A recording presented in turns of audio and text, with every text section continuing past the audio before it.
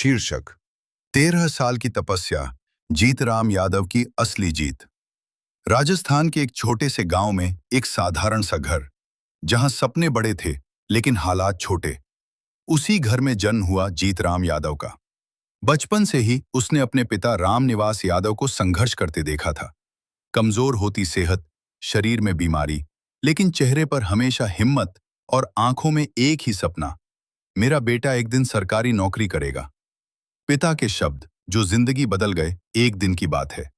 पिता ने जीतराम को अपने पास बुलाया और कहा, बेटा, हालात जैसे भी हों, तू पढ़ाई मत छोड़ना। चाहे हमें कितने भी दुख देखने पड़े, हम सह लेंगे। इस उम्र में भी मेहनत कर लेंगे, लेकिन तुझे नौकरी लगानी है। उस दिन के बाद जीतराम ने फैसला कर लिया, अब जिंदगी का एक ही लक्ष्य है, सरकारी नौकरी। साल 2013, एक लंबी लड़ाई की शुरुआत। 2013 में उसने अपनी तैयारी शुरू की। सुबह जल्दी उठना, दिन रात किताबों में डूबे रहना, दुनिया से लगभग खुद को अलग कर लेना। दोस्त घूमते थे, त्योहार मनाते थे, लेकिन जीतराम के लिए हर दिन एक जैसा था, बस पढ़ाई और पढ़ाई। 50+ एग्जाम और हर बार एक नया दर्द।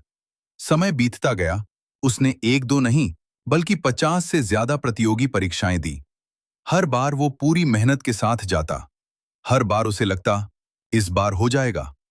लेकिन किस्मत जैसे हर बार उसे थोड़ा सा पीछे छोड़ देती। कभी प्री में कुछ नंबर से रह गया, कभी मेंस में, और कई बार फाइनल मेरिट में सिर्फ 1 से 2 नंबर से नाम छूट गया। समाज के ताने और टूटता हुआ मन, धीरे धीरे लोगों ने बातें बनानी शुरू कर दी। इतने साल हो गए, अब नहीं होगा। सरकारी नौकरी सबके बस की बात नहीं। यहां तक कि रिश्ते भी आने बंद हो गए। लोगों की नजर में वो असफल बन चुका था। कई रातें ऐसी आईं जब जीतराम चुपचाप रोया। उसे लगा कि शायद अब छोड़ देना चाहिए। दोस्तों का साथ, असली ताकत। लेकिन इस कठिन सफर में जीतराम कभी अकेला नहीं था। उसका सच्चा दोस्त था रामधन गुर्जर। जब जब जीतराम टूटने लगता, रामधन उसे संभालता और हौसला देता।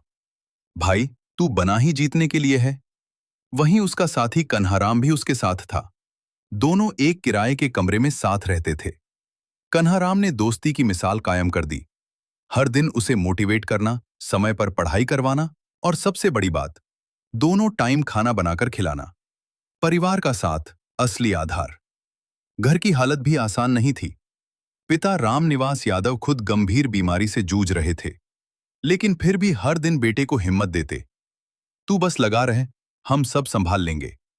इसी बीच परिवार में एक और ऐसा सदस्य था जिसने बिना शोर किए सबसे बड़ा साथ दिया, सूरज यादव, जो जीतराम का भतीजा है।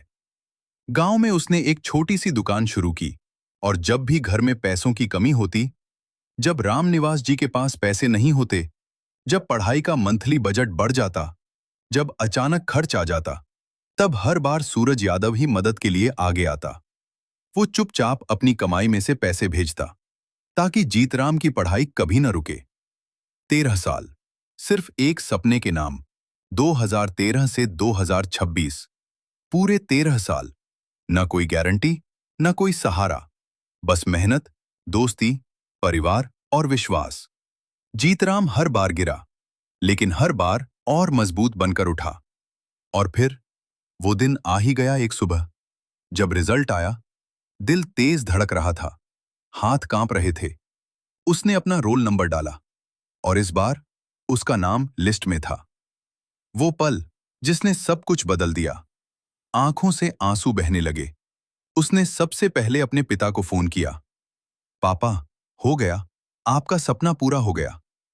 और सच कहे तो दुनिया चाहे यूपीएससी या आरएएस जैसे बड़े बड़े एग्जाम पास करने को बड़ी सफलता माने, लेकिन हमारे लिए यह सफलता किसी भी बड़ी जीत से कम नहीं है।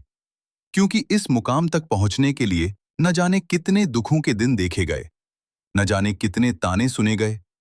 और जब ये रिजल्ट आया, तो उसके बूढ़े और बीमार पिता रामनिवास यादव में जैसे फिर से जवानी आ गई। उनकी आंखों में चमक थी, चेहरे पर गर्व था, और दिल में सुकून। अब मेरा बेटा सफल हो गया। आज वही जीतराम, जो कभी तानों का शिकार था, जिसके लिए रिश्ते नहीं आते थे, आज वही जीतराम यादव अपने परिवार का पहला सरकारी कर्मचारी बन चुका है। और आज हालात ये हैं कि जिनके घर से पहले मना हो जाता था, आज वहीं से रिश्तों की लाइन लगी हुई है। अगला सपना अभी बाकी है। जीतराम यही नहीं रुका। अब उसका अगला लक्ष्य है फर्स्ट ग्रेड टीचर और असिस्टेंट प्रोफेसर बनना। और उसे पूरा भरोसा